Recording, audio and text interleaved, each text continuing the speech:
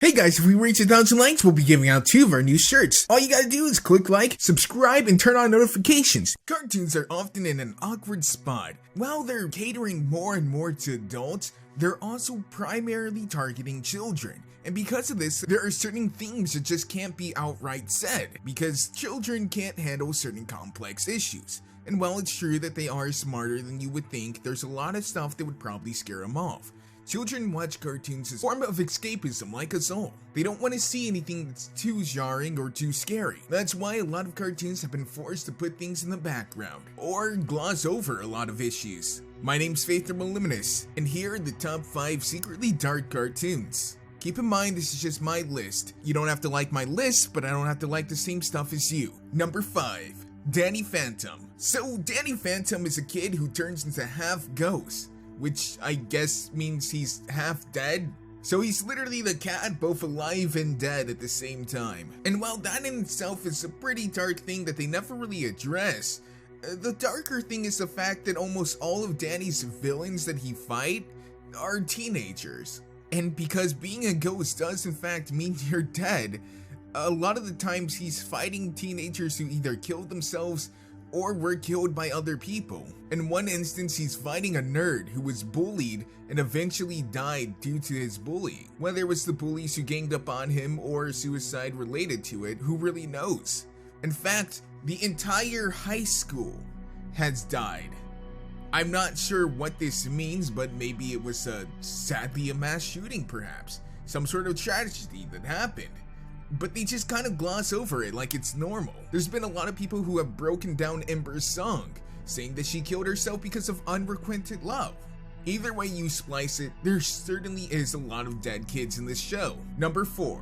Avatar. So Avatar obviously isn't supposed to be the most kid-friendly. In fact, I would say that it's catering more to a teenage audience. And while they don't exactly gloss over it, they do try to move those story arcs that deal with darker subjects along pretty fast. Aang literally has had everyone that he's ever known die. Everyone that he once called friend is now dead, with the exception of his bison, Appa. At one point, he literally finds their skull from where they were murdered by the Fire Nation. They even tease him in one episode, showing him possible airbenders only for it to be a group of kids. Aang already has a lot of stuff on his shoulders. He's gotta save the entire world. And he broke the Avatar cycle for a little while there because he took a impromptu hiatus by freezing himself in the ocean. Number 3. Adventure Time. So this one does actually have a few episodes that cater to the fact that Marceline and the Ice King did share a history. In fact, they were both there when the bombs fell. And that's just it. Bombs fell.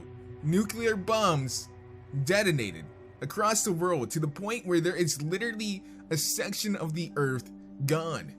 Keep in mind, it only takes about 100 nuclear warheads to cause an ice age, at least in the fact that the soot will block out the sun and pretty much cause us all to freeze to death. I don't even know the number of nuclear bombs it would take to actually cause this much of the Earth to be gone. Not only that, but Simon lost his memory. It is being controlled by a mythical crown. He's trapped within his own mind, and Marceline has to deal with trying to get him to remember anything at all about her. Number 2. Steven Universe. There are some moments in Steven Universe that do get a little bit deep, but sometimes they do once again hurry it along. Remember, they are still a show primarily for kids. And that's not to say that they're bad or that they don't try to cater to the teens and adults, but that's who they're targeting. That's who Cartoon Network wants them to target. There are some moments though where Steven will talk about how he feels that the gyms do secretly resent him for being the cause of Rose's death, which is something that's dark in and of itself. Steven only exists because his mom willingly killed herself, or at least transferred her life energy to him. The process of how it all happened isn't actually very flushed out. He has her gym, so I guess the gym is her, but it's not. If she is still alive somewhere in there, that would mean that she's stuck in her own mind, unable to manifest her own body. He has to deal with not only the fact that his guardians may secretly resent him, but that he knows he's the cause of his mother's death. There's a lot of stuff in here to weigh on a kid's shoulders. Number 1. Samurai Jack. If you guys have seen the new Samurai Jack or the continuation of the original season 5, you would know that Jack has been going through a lot of stress. He's clearly suffering from war fatigue. He feels as if he's failed his homeland. Every moment he's in there is a moment that Aku is torturing his village. He's clearly going mentally insane, having split personalities, telling him that it would just be better if he just killed himself, that he's earned a break and that suicide is a preferable option to continuously running for 50 years. Add on this that he seems to be trapped in some sort of closed time loop where he's unable to age. He constantly has voices telling him what to do, whether it be killing himself or to kill others. Samurai Jack is probably the most broken character of them all. And if you actually stop to think about it, even before season 5, a lot of dark undertones. Well, that's gonna do it for my list.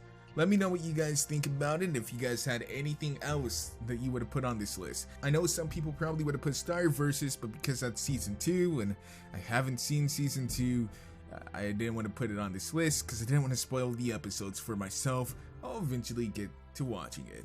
As always, guys, I've been Faith and Moliminous. I hope you enjoyed. I love your faces, so I hope you at least like my video, and I'll see you guys next time.